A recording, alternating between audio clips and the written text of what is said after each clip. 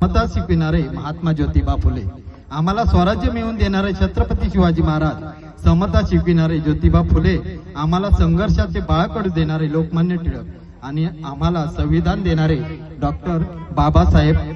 आंबेडकर या महाराष्ट्रातील महान पुरुषांना विनम्र अभिवादन करून या सालवड गावची ग्रामदेवता जय हनुमान, त्याचप्रमाणे ज्या विद्यालयात आपण शिक्षण घेतलं ते लिंगेश्वर विद्यालय या